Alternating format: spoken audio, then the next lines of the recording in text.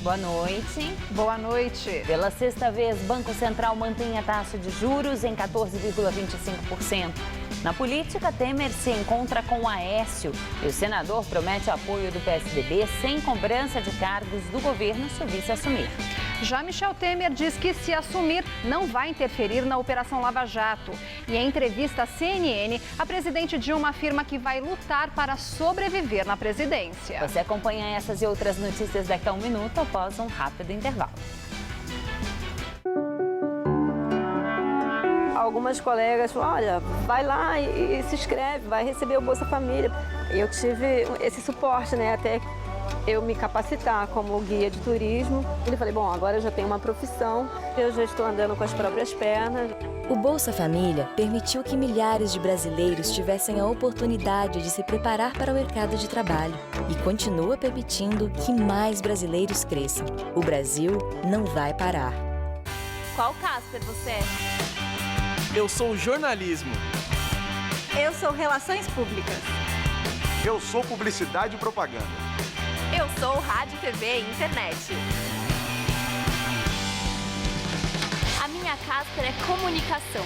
Aqui tem teoria, prática, oportunidade de estágio e a melhor localização. Essa é a minha Casper. Essa é a nossa Casper. Nesta quarta, será que vai dar romance? Adeline e Tatiana vão tentar fisgar o Pedro pelo estômago. As receitas? Sem carne e com muito sabor. Qual das duas você acha que vai ser chamada para jantar? Sobremesa para dois. Nesta quarta, 10h30 da noite. Oferecimento Creme São Luís. Essa massagem muda sua vida. Faculdade Casper Libero, formando os melhores profissionais da comunicação.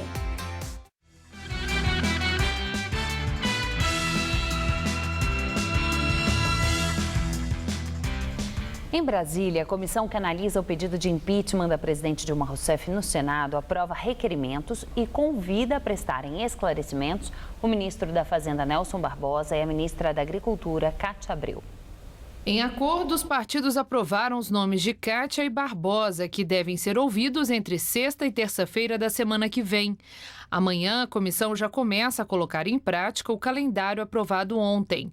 Os primeiros ouvidos nesta quinta-feira serão os juristas Miguel Reale Júnior, Hélio Bicudo e Janaína Pascoal, autores do pedido de impeachment. Na sexta, será a vez do advogado-geral da União, José Eduardo Cardoso, que fará a defesa da presidente Dilma. No dia 4 de maio, o relator Antônio Anastasia apresentará seu parecer sobre o impeachment. No dia 5, a defesa de Dilma pode se pronunciar de novo. No dia 6, o colegiado votará o texto do relator. Depois, esse relatório será submetido ao plenário principal do Senado. A previsão é que isso aconteça no dia 11. Caso o relatório seja aprovado por maioria simples no plenário, Dilma será afastada da presidência por 180 dias. Nesta hipótese, o vice-presidente Michel Temer assume. Nesse prazo, Dilma vai se defender no Senado. Se a defesa for aceita e Dilma for absolvida, ela volta. Se não, será destituída definitivamente.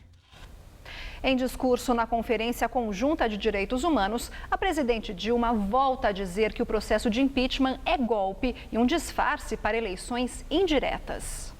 Tem várias formas de golpe. Tem o golpe feito com armas na mão. Ou tem golpe feito com tanques. Mas tem um novo tipo de golpe que vocês fazem com as mãos nuas. Como? Rasgando a Constituição. Esse processo tem um pecado original. O senhor presidente da Câmara, ele queria fazer um jogo escuso com o governo. Qual era o jogo? Votem para impedir que eu seja julgado no Conselho de Ética. Tira os votos que o governo tem no Conselho de Ética. Eram 3 votos. E aí eu não entro com processo de impeachment. Um governo que aceita uma negociação dessas é um governo que entra em processo de apodrecimento. Por isso, nós nos recusamos a essa negociação. Enquanto isso, o presidente do Senado, Renan Calheiros, se reúne com o vice-presidente da República, Michel Temer, e com o senador Aécio Neves, que é presidente do PSDB. Temer foi o primeiro a chegar à residência oficial da presidência do Senado. Aécio apareceu cerca de 40 minutos depois. Antes do encontro com Renan, Temer e Aécio já haviam conversado a portas fechadas na residência do senador Tucano. Segundo Aécio, as negociações com Temer se darão de forma institucional, sem convites individuais a quadros do partido. Temer já teria sondado o nome do senador José Serra para o Ministério da Fazenda. O apoio do PSDB a essa agenda não está vinculado nem de longe a qualquer ocupação de espaço público, a qualquer cargo. Não vamos entrar nesse tipo de negociação. Portanto, o nosso compromisso é ajudar o Brasil. Já o encontro de Renan com Temer e Aécio faz parte de uma série de reuniões promovidas pelo presidente do Senado. Ontem, ele esteve com a presidente Dilma Rousseff e com o ex-presidente Lula. Na pauta também estava a eventual antecipação das eleições presidenciais marcadas para 2018. Uma ideia bem vista por Renan e pelo PT. Mas Temer, em entrevistas a jornais estrangeiros, considerou um golpe antecipar as eleições. Aécio negou que o tema tenha sido tratado hoje com Renan. Segundo ele, essa saída só seria constitucional a partir do julgamento do Tribunal Superior Eleitoral. As contas da última campanha de Dilma e Temer são alvo de inquéritos no TSE. Já Renan afirmou que Michel Temer não lhe fez nenhum pedido. O vice-presidente sabe que eu tenho compromisso com a ampliação da previsibilidade política, constitucional e que eu vou, de todas as maneiras, manter essa isenção até o final desse processo. Pela manhã, Temer recebeu uma bênção do pastor Silas Malafaia, adversário do PT. O encontro foi articulado pelo ex-candidato à presidência da República, o pastor Everaldo, do PSC. Em entrevista à revista Época, Michel Temer afirmou que em um eventual governo não vai interferir na Operação Lava Jato. Temer chegou a cogitar o nome do advogado Antônio Cláudio Maris para o Ministério da Justiça. Mas Maris, que é advogado de réus da Lava Jato, já se posicionou contra o trabalho da Polícia e da Justiça Federal. E direto de Brasília, Josias de Souza fala sobre a composição ministerial em um possível governo Temer. Dilma Rousseff será afastada da presidência da República dentro de aproximadamente 2 semanas. Num dia qualquer da primeira quinzena de maio, Michel Temer amanhecerá presidente da República. Ele compõe o seu ministério à luz do sol e já é possível dizer com 100% de certeza. Michel Temer conduzirá uma administração loteada e convencional. O que vem por aí, nas palavras de um dos operadores de Michel Temer, é o ministério possível, não o ministério ideal. A equipe de Michel Temer terá os amigos e representantes do PR, do Mensalão, e do PP, do Petrolão, e todos os assemelhados. As novidades serão representantes do DEM e do PSDB, que faziam oposição ao governo. Michel Temer aposta no convencional sob o argumento de que precisa de votos no Congresso para aprovar as reformas. É verdade, mas é preciso não esquecer que foi contra essa lógica que as ruas roncaram. Temer ainda não assumiu a presidência, mas já se ouve ao fundo o alarme da impopularidade. Boa noite. Aqui em São Paulo, uma questão polêmica terminou o dia sem conclusão. A votação do projeto que propõe regulamentar aplicativos como Uber foi adiada. O texto deve ser votado nos próximos dias, mas ainda não há uma data certa. Centenas de taxistas protestaram desde amanhã na frente da Câmara Municipal. Antes da sessão começar, uma multidão de taxistas ocupou a frente da Câmara Municipal. Eles gritavam palavras de ordem contra a regulamentação de aplicativos como o Uber e contra o prefeito Fernando Haddad. O trânsito ficou totalmente bloqueado na Rua Maria Paula e no viaduto Jacareí. Durante o ato, uma janela da Câmara foi atingida por um rojão supostamente lançado por um dos manifestantes. Uma pessoa foi atingida e ficou ferida. Dentro do plenário, as cadeiras do anel superior foram divididas para evitar confusão. De um lado, representantes dos taxistas, do outro, pessoas ligadas às empresas de aplicativos, entre eles o Uber. O projeto de lei é de autoria do vereador José Polici Neto, do PSD, e já tinha sido aprovado aqui na Câmara em dezembro do ano passado em primeira votação. De lá para cá, foram feitas várias reuniões e audiências públicas entre as partes. O texto estabelece regras amplas que regulam basicamente 3 tipos de serviços oferecidos por aplicativos. O primeiro é o compartilhamento do veículo, que prevê o aluguel temporário de carros particulares. O outro é o compartilhamento das viagens, que permite ao motorista alugar os assentos do seu carro, como se fosse uma carona, que pode ser gratuita ou paga. E, por último, o tema mais polêmico, o compartilhamento do chamado viário urbano, que são as ruas e avenidas da cidade com aplicativos de transporte de passageiros como o Uber e o WillGo da Índia, que trabalham com motoristas cadastrados que usam seus próprios carros. A WillGo ainda é nova no Brasil e pode se tornar concorrente direta do Uber. Durante toda a tarde, vereadores pró e contra o projeto de lei discursaram no plenário da Câmara. No início da noite, alguns deles apresentaram substitutivos ao projeto original. E como não houve quórum para aprovar essas alterações nas comissões da Casa, a votação foi adiada. Do lado de fora, houve confusão agora à noite, quando manifestantes soltaram rojões no meio da multidão. Houve uma briga entre os próprios manifestantes e a polícia precisou intervir. Este homem tentou impedir que a nossa equipe registrasse o tumulto. Uma nova sessão para votar o projeto de lei ainda será marcada.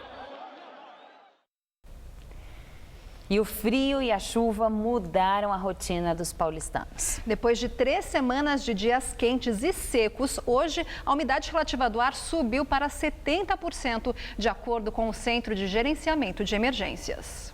As pessoas tiraram do armário as blusas de manga comprida e os casacos. As temperaturas começaram a cair ontem e despencaram hoje.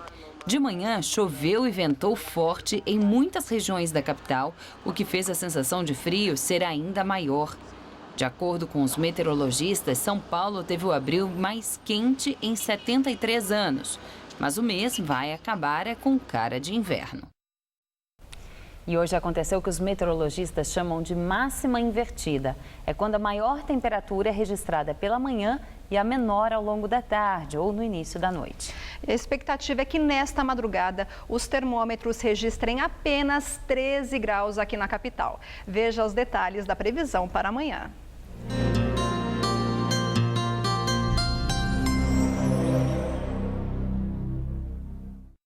Uma grande massa de ar polar avançou pelo continente, influenciando o tempo também no estado de São Paulo. No interior, o sol até volta a predominar, mas é onde teremos as menores temperaturas. Em Marília, no centro-oeste, mínima de 6 e máxima de 19 graus. Em Bauru, no centro-norte, temperaturas entre 7 e 20 graus. E no litoral paulista, máxima só de 20 graus em Santos. Em toda a faixa leste, incluindo o Vale do Paraíba e a Grande São Paulo, o dia fica encoberto, ainda pode garoar e isso até aumenta a sensação de frio. Nessa madrugada, mínima de 12 e máxima à tarde só de 19 graus. Na sexta-feira, nada muda. No sábado, o sol já volta a aparecer, mas a máxima não passa dos 20 graus. E no domingo, máxima prevista de 21. Em decisão unânime, o Comitê de Política Monetária do Banco Central, o Copom, decidiu manter a taxa básica de juros em 14,25% ao ano. Esta foi a 6ª manutenção seguida dos juros. A última alta aconteceu em setembro do ano passado. E agora vamos ao comentário de economia com Vinícius Torres Freire. Daqui a uns 15 dias, o Brasil pode ter um novo governo. O que pode mudar na economia? O que pode mudar logo na sua vida? Michel Temer deve se dedicar a consertar o principal problema do governo, a pindaíba. Governos na pindaíba não têm alternativa. Cortam gastos ou aumentam impostos, ou fazem um pouco de cada coisa. A discussão maior é se vai haver ou não aumento de imposto. Se vier aumento, deve ser algo como uma CPMF, mas há gente na equipe virtual de Michel Temer que é totalmente contra esse imposto. Segunda mudança prática que pode afetar o cotidiano. Vai haver um plano de mudar a Previdência, principalmente as aposentadorias do INSS. Vai haver mudança para quem já está aposentado? A princípio, não, mas pode mudar o modo de reajustar o valor das aposentadorias. Para quem ainda vai se aposentar, pode haver outra mudança. Deve haver uma idade mínima para se aposentar, que deve subir aos poucos para 65 anos, também para mulheres. Terceira mudança. No começo do governo, vai haver corte de despesa em saúde e educação. Quarta coisa para se prestar atenção, deve haver mudanças em reajustes de salários de servidores federais. Vai haver corte em benefícios sociais para os mais pobres, como Bolsa Família? Não. Talvez venha até algum reajuste no benefício, mas o governo vai passar o pente fino em todos os programas sociais. Boa noite.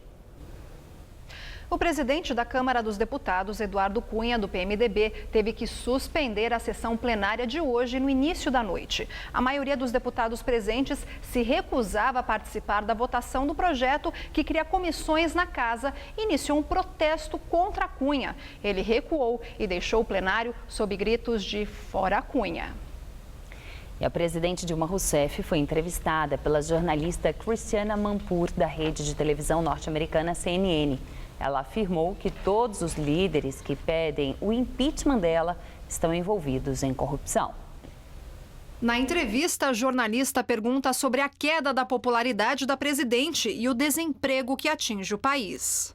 A presidente explicou que no Brasil não se pode pedir o impeachment de um presidente apenas por sua queda na popularidade e argumentou que a popularidade é cíclica e que, se fosse assim, todos os presidentes ou primeiros ministros da Europa, que também conviveram com uma taxa de 20% de desemprego, teriam que sofrer processo de impeachment, porque eles também tiveram profundas quedas na popularidade. Quando Christiana Manpour pergunta se a presidente vai sobreviver, Dilma responde que lutará até o fim e que não é só pelo mandato, mas pelo fato de manter o princípio democrático que rege a vida política no Brasil. E concluiu dizendo que os autores do pedido de impeachment são todos líderes envolvidos em casos de corrupção. Mais um ministro deixa o governo Dilma. O ministro da Saúde, Marcelo Castro, pediu demissão do cargo. Castro é do PMDB e estava no cargo desde outubro do ano passado. Ele era deputado federal e havia se licenciado para assumir o ministério. Além de Marcelo Castro, outros 5 ministros PMDBistas também já pediram demissão de seus cargos. A única ministra do PMDB que permanece no governo é Cátia Abreu, da Agricultura. E agora vamos ao comentário de política com Bob Fernandes. A divulgação de listas de ministeriáveis de Temer tem objetivos e motivações. Por um lado, é procedimento habitual. Candidatos ao poder futuro vão se fortalecendo ou se queimando a cada rodada de divulgação. Mas há outro objetivo e motivação. A repetição do noticiário sobre o futuro vai concretizando como já era o governo da presidente Dilma. Dentro e fora do país foi e é enorme o estrago provocado pela operação impeachment, inclusive para Temer. Portanto, é preciso mudar de assunto e rápido. Buscando apagar digitais nessa história, o moralismo de ocasião e seus especialistas descobrirão que Eduardo Cunha sempre foi, é e será um Eduardo Cunha. Por isso é que agora, enfim, Eduardo Cunha corre riscos. Como se o PMDB, que chega ao poder, e Cunha não fossem sócios nos escândalos de corrupção do PT e demais partidos. O que diz especialistas arautos da moralidade quando vem Romero Jucá, Padilha, Gedel, Kassab, Moreira Franco, Ricardo Barros nas listas de ministeriáveis? Ou quando ouvem Paulinho da Força e Agripino Maia, réus no Supremo, pontificando sobre corrupção petista ou sobre o futuro governo? O impeachment não era contra essa corrupção? Revoltados online ou nas ruas, movimentos que se diziam contra a corrupção até há dias. O que tem a dizer sobre a lista de ministeriáveis e o Temer? O que tem a dizer as manchetes sobre o prontuário, a capivara de tantos dos que têm ido a Temer em romaria em nome do futuro do Brasil? Em meio à crise avassaladora, aos sacrifícios que serão inevitavelmente impostos, imaginam que esse faz de conta resistirá até quando? Boa noite. A defesa do ex-presidente Lula pediu hoje ao Conselho Nacional do Ministério Público o afastamento do procurador Carlos Fernando dos Santos Lima das investigações da Operação Lava Jato. Os advogados acusam Lima de agir com parcialidade e antecipar juízo sobre as apurações envolvendo Lula e seus familiares em entrevistas que deu. Ontem mesmo, a revista Época divulgou uma entrevista na qual o procurador diz que as investigações apontam Lula na cadeia de comando do esquema de corrupção na Petrobras. Defesa de Fernando Capês, presidente da Assembleia Legislativa de São Paulo, vai à justiça contra um promotor e 2 delegados que investigam os supostos desvios da máfia da merenda.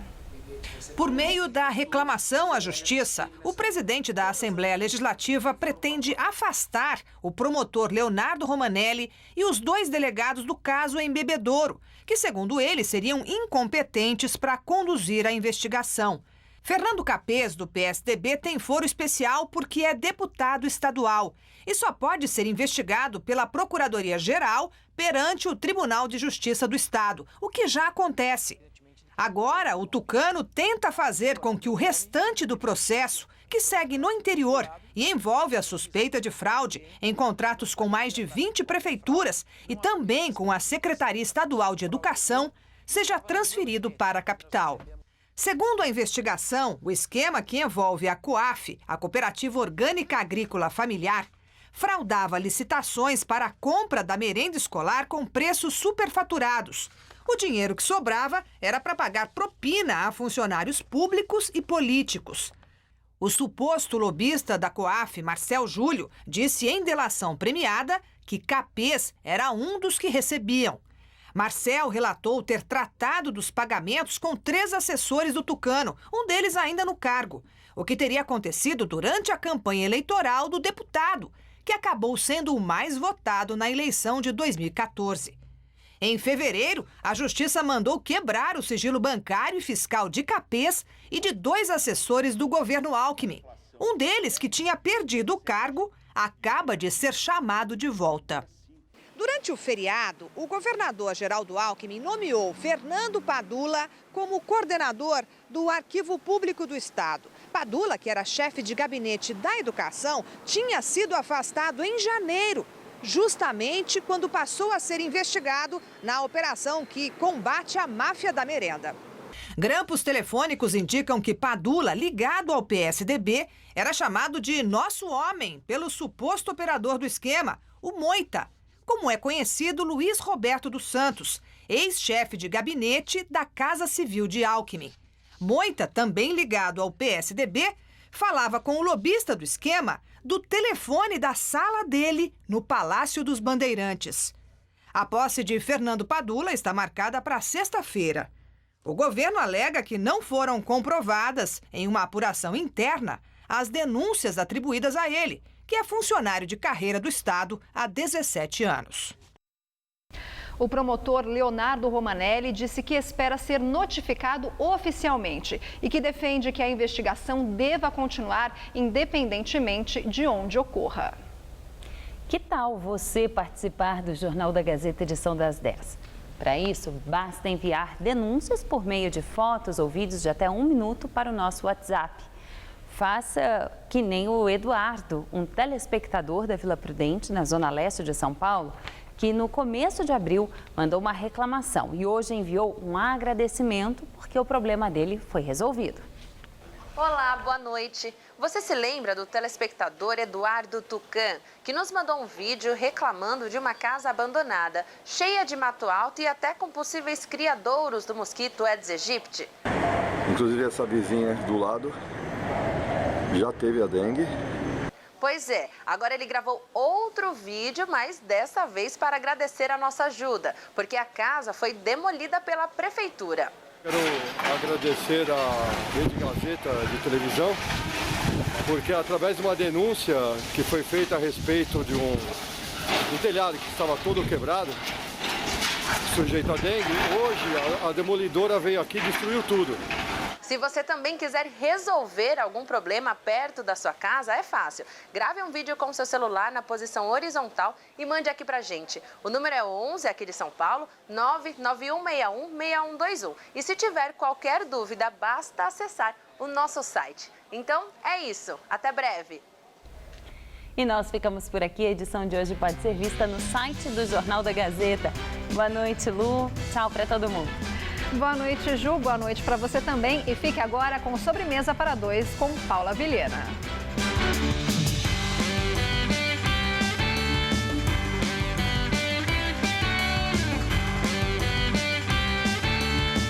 Zé Armando Vanucci te deixa por dentro dos bastidores da TV no Todo Seu. Daqui a pouco, 11 da noite.